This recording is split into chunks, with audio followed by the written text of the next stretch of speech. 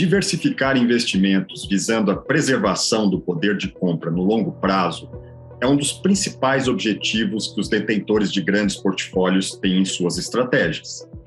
A XP Advisory alinha atendimento personalizado à expertise das outras áreas de ação sob o guarda-chuva da XP Inc., absorve informações das equipes de inteligência enquanto desenvolve e revisa periodicamente os portfólios sugeridos para cada cliente.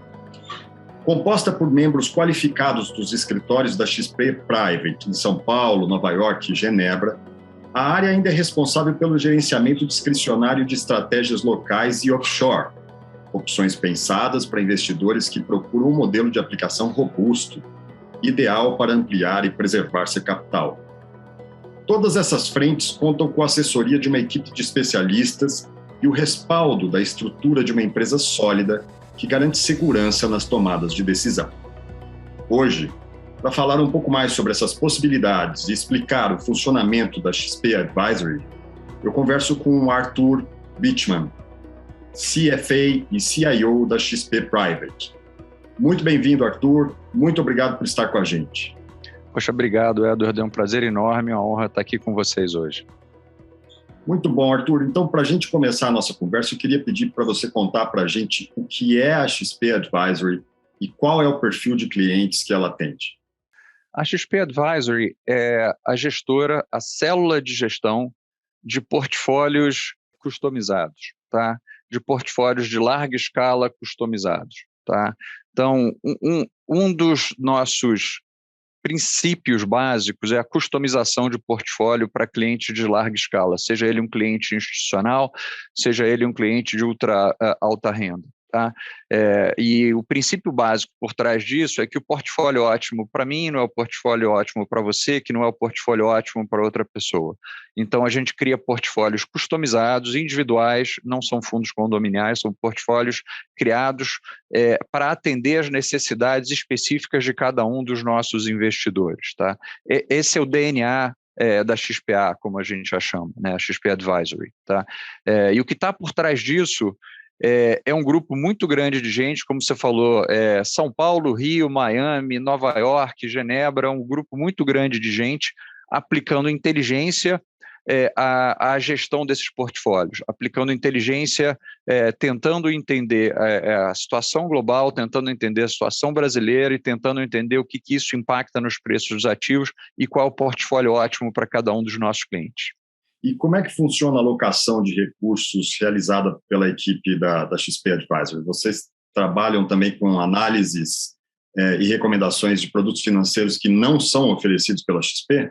Ótima pergunta, Edward. A arquitetura aberta é um dos pilares básicos da XPA. Tá? Assim, quando você pensa na XPA, você tem que pensar sempre na busca pelo melhor portfólio para os clientes em todo momento, independente de quem seja o provedor, entendeu, do ativo no qual a gente vai estar investido. Assim, boa parte dos nossos recursos, aliás, a grande maioria dos nossos recursos está investido em produtos que não são produtos da XP. Então, olha, se o melhor fundo de crédito nos Estados Unidos é um fundo gerido pela Oaktree, a gente vai alocar no fundo da Oaktree. Se o melhor fundo de ações no Brasil for um fundo gerido pela Atmos ou pela Dynamo, a gente vai alocar na Atmos e na Dynamo. Entendeu? A gente não tem a menor preocupação, e muito pelo contrário, quer dizer, está no DNA da XPA essa preocupação em manter a arquitetura aberta e é sempre inexoravelmente o melhor produto leva, quem quer que seja que esteja gerindo esse produto. Excelente, excelente. Arthur, investir fora do Brasil é uma oportunidade interessante para quem está em busca de diversificar as aplicações, né? Como a XP ajuda o investidor nesse processo? Qual que é a importância do Comitê Global de Alocação no processo?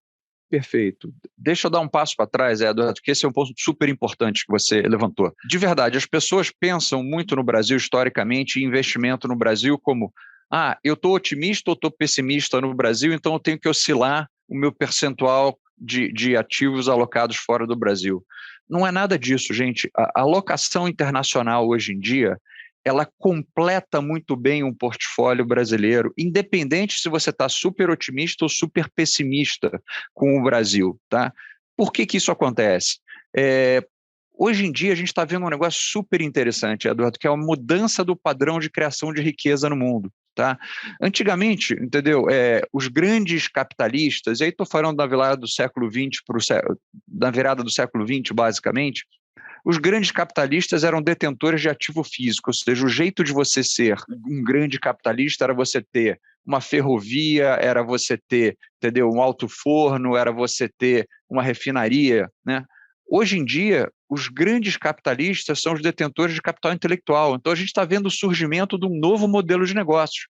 O mercado de capitais está começando a remunerar capital intelectual, informação, dados aplicados, entendeu? Inteligência aplicada a dados, gerando atividade econômica e gerando resultado, de tal forma que a gente está vendo o surgimento de novos modelos de negócio. A gente chama hoje de plataforma e de outros termos. Tá?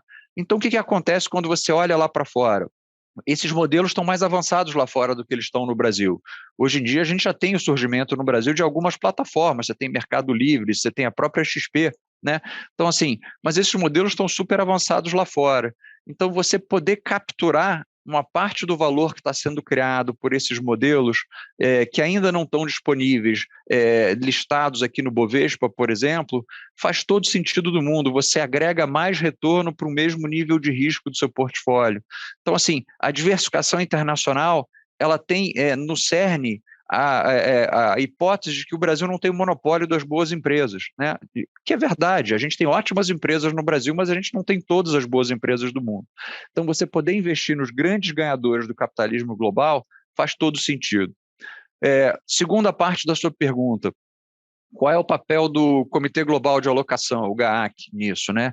O papel do GAAC é julgar o cenário global, julgar, entendeu? Qual é a condição qual é o estado da economia global no qual nós nos encontramos e tomar decisões com base em como esse estado da economia global vai se refletir nos preços dos ativos, ou seja, qual é o portfólio ótimo a nível global, e para a gente isso está muito claro também dentro dos portfólios da XP Advisory, tá? Antigamente a gente tinha portfólio Brasil, tinha portfólio Estados Unidos, tinha portfólio Suíça, isso era o jeito antigo de gerir portfólio no Brasil. Hoje em dia não, hoje em dia o cliente tem um portfólio integrado, tá? E esse portfólio integra ativos brasileiros, ativos norte-americanos, ativos suíços, e o papel do GAAC é julgar, entendeu? Avaliar a relação risco-retorno de todos esses ativos, entendeu? De uma gama complexa de ativos em várias geografias e montar o portfólio ótimo. E é isso mesmo que você falou, né? No começo do século XX, os grandes bilionários, né, eram os detentores do petróleo, quer dizer, o que aconteceu foi extraordinário com esse processo todo, então não tem mais fronteiras, né? É exatamente essa ideia, você vai buscar onde tiver a melhor opção de uma nova plataforma, uma plataforma emergente que possa ser vencedora aí. Essa parte é super importante, desculpa te interromper, mas assim, porque existe uma coisa em finanças que é chamado do viés local, né? Todo investidor tem o viés local. Um americano tem mais ações dos Estados Unidos do que a teoria de portfólio de diversificação te diria. Um suíço tem mais ações na Suíça, nos Estados Unidos. Mas esse viés local no Brasil ele é extremo, né? Ele é extremo por motivos históricos, né, e regulatórios. Antigamente você tinha controle de capital no Brasil, estou falando de um tempo mais antigo, né? E você teve durante muito tempo, e estamos voltando a ter juros reais muito altos, né? Então, assim, os brasileiros têm uma concentração gigante de ativos brasileiros no seu portfólio, quando o Brasil é menos de 1% do mercado de capital global, né? Então, assim, e as pessoas têm 90%, 95%, às vezes 100% dos seus ativos no Brasil, quando o Brasil é menos de 1% do mercado de capital global, ou seja, você está ignorando 99% do espaço de possibilidades de investimento. Sem dúvida, sem dúvida. Muito bem. Arthur, entre os principais pontos que definem a expertise da XP Advisory está a preservação do capital investido a longo prazo. Como é que o time responsável por essa abordagem define os melhores investimentos para alcançar esses objetivos? Olha, ótima pergunta. O Warren Buffett falava que em finanças só tem duas regras. Primeira, nunca perca dinheiro. Segunda, nunca esqueça a primeira regra, né? Então, assim, olha, mas a verdade é que é o seguinte: nosso papel é fazer escolhas em condição de incerteza. A gente não conhece o futuro, a gente gasta um tempo muito grande tentando entender o que pode acontecer, mas vê o que aconteceu em 2020. Veio um vírus de onde ninguém esperava, né? E a economia global vai ser fundamentalmente diferente nos próximos 50, 100 anos por causa desse evento de 2020. Né? Vai acelerar a digitalização da economia global, etc., a mudança tecnológica. Então, o que a gente fala, como é que você se defende de um desconhecido, né? Daquilo que pode vir, que você não está, que você não tem a capacidade de prever 100%, porque ninguém tem bola de cristal. Olha, o Markowitz, que ganhou o prêmio Nobel com a sua teoria, ele falava que tem um almoço grátis em economia ou em finanças, que é a diversificação, né? Você tem um portfólio bem diversificado, ou seja, você não está exposto a um único vetor de risco, né? Te ajuda muito nesse processo, Edward. Assim, de verdade, você criar um portfólio que é diversificado entre regiões, entre ativos e entre setores, ele te ajuda a passar por essas turbulências, entendeu? De verdade, a diversificação também é um dos pilares essenciais dentro da criação de processos da XP Advisory. Por quê?